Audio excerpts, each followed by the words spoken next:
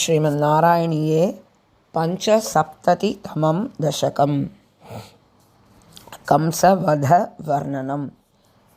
प्रातः सन्त्रस्तभोजक्षितिपतिवचसा प्रस्तुते मल्लतूर्ये सङ्घे राज्ञां च मञ्चानभिययुषि गते नन्दगोपेऽपि हर्म्यम्। कंसे सौधाधिरूढे त्वमपि सह बलसानुगश्चारुवेषो रङ्गद्वारं गतो कुपितकुवलया पीडनागावलीढम्।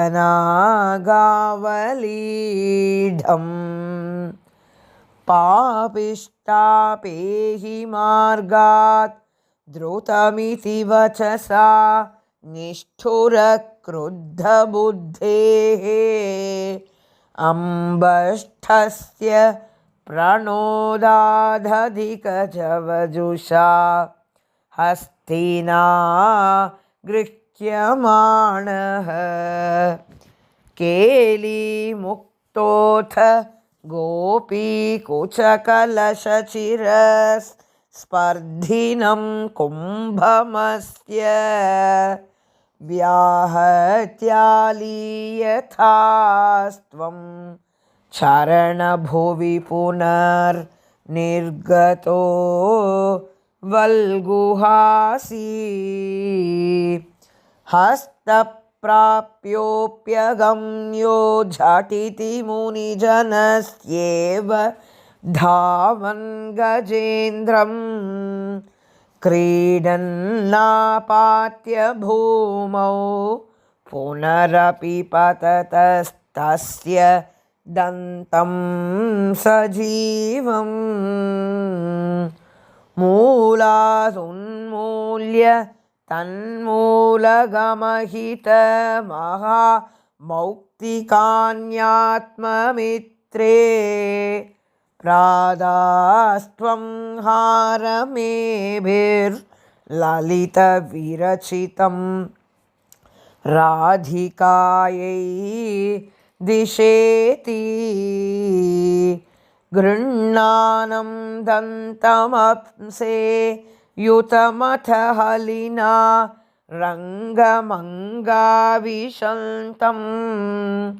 त्वामङ्गल्याङ्गभङ्गीरभसहृत मनोलोचना वीक्ष्य लोकाः हंहो धन्योऽनुनन्दो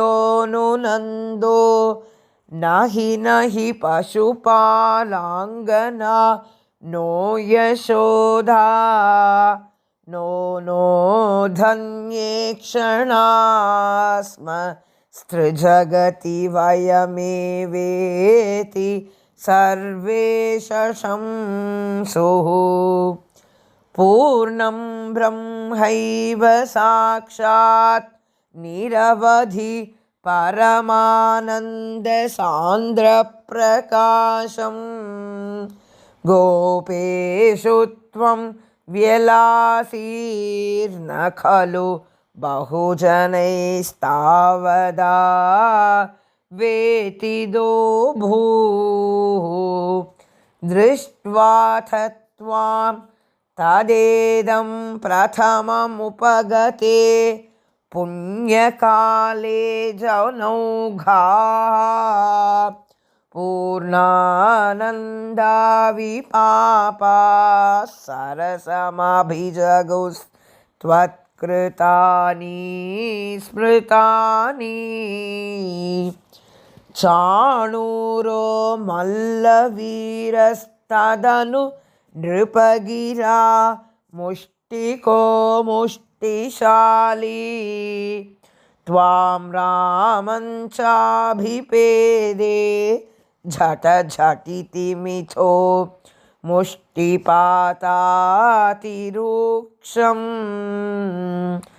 उत्पातापातनाकर्षण विविधरणान्यासतां तत्र चित्रं मृत्योः प्रागेव मल्लप्रभुरगमदयं भूरिशो बन्धमोक्षान् हाधिकष्टं कुमारौ सुललितवपुषौ मल्लवीरौ कठोरौ न द्रक्ष्यामो व्रजामस्त्वरितमिति जने भाषमाणे तदानीं चाणूरं करोद्ब्राह्मणविगलदसुं पोथयामासिथोर्व्यां पिष्टो भून्मुष्टिकोऽपि द्रुतमथ हलिना नष्टशिष्टैर्दधावे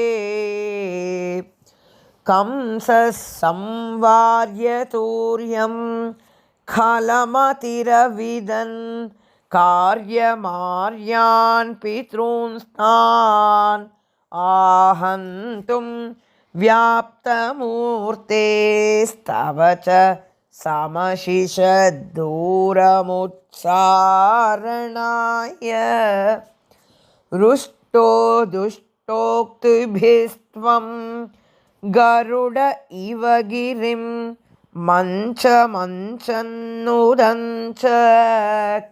खड्गव्यावल्गदुःसङ्ग्रहमपि च हठात् प्राग्रहीरौग्रसेनिं सद्यो निष्पिष्टसन्धिं भुवि नरपतिमापात्य तस्योपरिष्टात् त्वय्यापात्येतदैव त्वदुपरि पतिता नाकिनां पुष्पवृष्टिः किं ब्रूमस्तदानीं सततमपि भिया त्वद्गतात्मा सभेजे सायुज्यं त्वद्वधोत्था परमपरमियं वासना कालनेमैः तद्भ्रातॄनष्टपिष्ट्वा द्रुतमथ पितरौ सन्नमुन्नुग्रसेनं कृत्वा राजानामुच्चैर्यदुकुलमखिलं मोदयन् कामदानैः भक्तानामुत्तमं चोद्धवममर गुरोराप्तनीतिं सखायं लब्ध्वा तुष्टो नगर्यां पवनपुरपते रुन्धि मे सर्वरोगान्। श्रीहरे नमः। इति श्रीमन्नारायणीये पञ्चसप्ततितमं दशकं सम्पूर्णम्।